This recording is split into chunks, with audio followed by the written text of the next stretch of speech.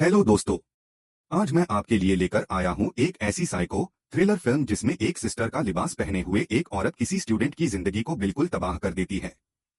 नाम है bad sister और बिलीव मी, इस मूवी की सिस्टर बिल्कुल भी होली नहीं बल्कि एक ऑब्सेस्ड, डेंजरस और मैनिपुलेटिव वुमन है।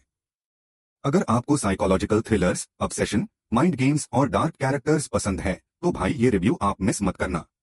स्टोरी शुरू होती है एक स्कूल में जहां एक नई टीचर आती है, सिस्टर सोफिया। पहली नजर में बिल्कुल मासूम, रिलीजियस, शांत। स्टूडेंट्स और स्टाफ सब समझते हैं कि वो एक नॉर्मल टीचर है। लेकिन जैसे हाई कैमरा उसकी आइज पर फोकस होता है, व्यूअर को भी फील होने लगता है कि इस कैरेक्टर के अंदर कुछ तो गलत जरूर है। और फिर एंट्री होती है हमारे मेन कैरेक्टर जेसन की, एक डिसेंट, हार्ड वर्किंग, थोड़ा इंट्रोवर्ट टाइप स्टूडेंट। जेसन बिल्कुल नॉर्मल लाइफ जी रहा होता है जब तक कि सोफिया की नजर उस पर नहीं पड़ती। जेसन को शुरू में समझ ही नहीं आता कि सोफिया का बिहेवियर अजीब क्यों लगता है। कभी वो बेवजह उसकी तारीफ कर देती है, कभी उसके पास अननेसेसरी खरी मिलती है। पहले ये सब हल्के लेवल पे होता है, जैसे स्टॉकर का वार्म अप फेज। लेकिन धीरे धीरे सोफिया का ऑब्सेशन ग्रो होने लगता है। वो रिलीजियस रोल का फायदा उठाकर जेसन के बहुत करीब आने लगती है।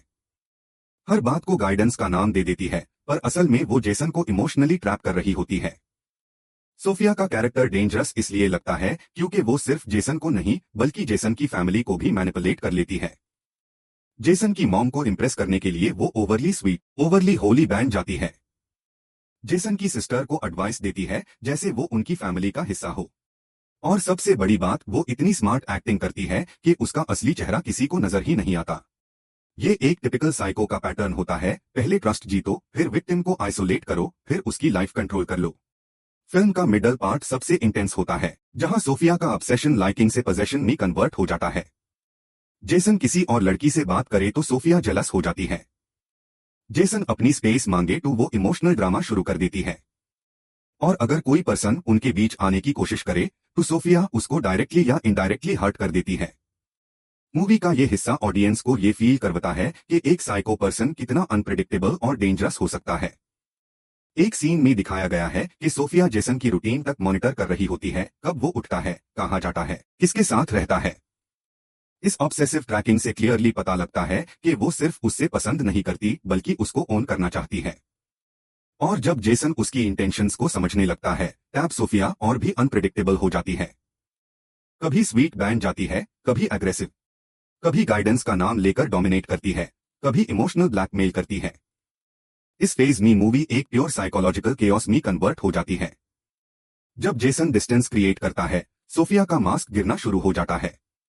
उसका टोन चेंज होता है, उसके एक्शंस में एग्रेशन आता है। और फिर होता है वो मोमेंट जहां जेसन को क्लियरली पता लग जाता है ये वुमन सिस्टर नहीं, एक डेंजरस स्टॉकर है। जेसन की फैमिली भी धीरे धीरे उसके बिहेवियर को नोटिस करने लगती है, लेकिन सोफिया हर बार उनको मैनिपुलेट कर कर ब्लेम जेसन पर हाई डाल देती है। क्लाइमैक्स में जेसन और सोफिया के बीच इंटेंस कॉन्फ्रंटेशन होता है। सोफिया का ऑब्सेशन, उसका साइको नेचर सब एक्सपोज हो जाता है। जेसन फाइनली अपने आप को बचाने की कोशिश करता है और ऑडियंस को फील होता है कि ये इंसेन वुमन किसी भी हद तक जा सकती है। मूवी का एंड एक टाइट साइकोलॉजिकल पे ऑफ देता है जहां सोफिया का मास्क पूरी तरह उठ जाता है। ओवरऑल बैड सिस्टर एक वेल पेस्ड थ्रिलर है जिसमें रिलीजियस मास्क के पीछे एक साइको कैरेक्टर का डेंजरस ऑब्सेशन दिखाया गया है। एक डार्क और अनकंफर्टेबल वाइब रखती है जो मूवी को और ज्यादा ग्रिपिंग बनती है।